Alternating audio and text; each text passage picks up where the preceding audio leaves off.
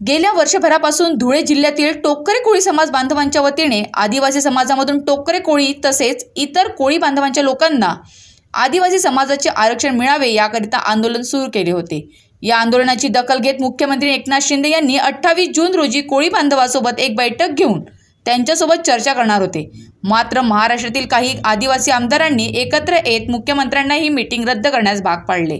या विरोधात टोकरे कोळी समाज चांगलाच आक्रमक झाला आहे। आज या आदिवासी आमदारांच्या विरोधात धुळे जिल्ह्यातील टोकरे कोळी समाज बांधवांनी आमदार मंजुळा गावित, आमशा पाडवी, नरहरी झिरवड, किरण लहामटे या आमदारांच्या विरोधात जोरदार घोषणाबाजी करीत त्यांच्या पोस्टरला जोडे मारून निषेध करण्यात आला। तसेच पावसाळी अधिवेशनाच्या दरम्यान पुन्हा आमच्यासोबत मुख्यमंत्री एकनाथ शिंदे यांनी बैठक लावली नाही तर येणाऱ्या निवडणुकीमध्ये शिंदे फडणवीस सरकारला टोकरे कोळी समाज बांधव नक्कीच धडा शिकवतील अशी देखील प्रतिक्रिया त्यांनी यावेळी दिली।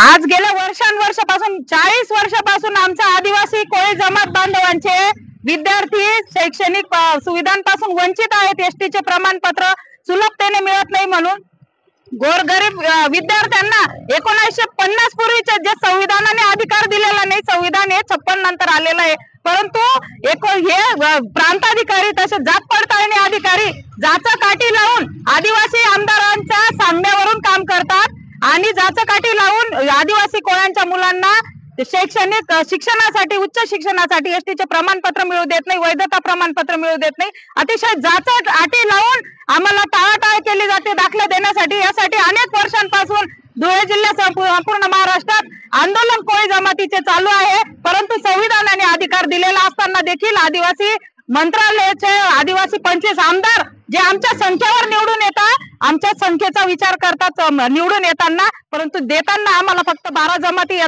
लाभ उचलत आहेत आणि उर्वरित महाराष्ट्राचे 33 जमाती ज्याच्यामध्ये आदिवासी डोर, टोकरे, मल्हार, महादेव, कोळी देखील सहभागी आहेत, त्यांना न्याय मिळू देत नाही, त्यांना प्रमाणपत्र मिळू देत नाही। यासाठी आमचा लढा सुरू आहे आणि या लढ्याचं स्वरूप हे व्यापक झालेलं आहे। महाराष्ट्रात मीटिंग आमची आदिवासी कोळी जमातीची रद्द केल्यामुळे जोडो मार आंदोलन संपूर्ण महाराष्ट्रात सुरू आहे आणि याला नागरिकांचा प्रचंड प्रतिसाद मिळत आहे आणि आक्रोश असा कोळी जमात बांधवांमध्ये आहे। हा आक्रोश नक्कीच महाराष्ट्र सरकारचं पतन करण्यास, शिंदे फडणवीस सरकारचं पतन करण्यास कारणीभूत ठरणार आहे। जय हिंद, जय महाराष्ट्र।